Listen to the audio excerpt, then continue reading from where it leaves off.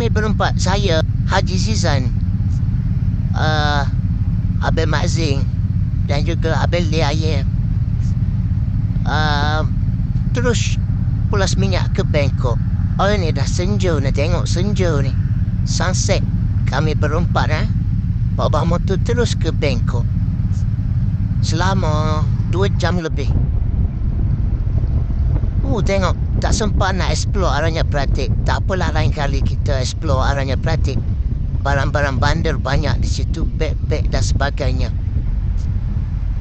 Pulas minyak malam-malam ni, kena berhati-hati lah.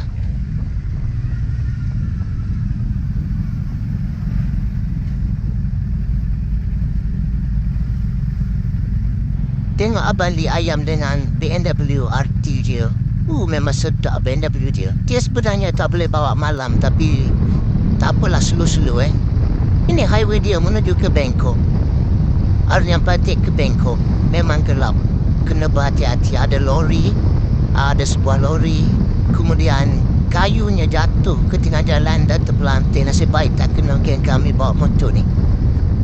Okey, ringkasan ride kami dari Aranya Pratik terus ke Bangkok 200 km lebih pada waktu malam. Dan kami bukan tidur di betul-betul bandar Bangkok. Kami tidur di pinggir bandar Bangkok, di Bangkapi nama dia.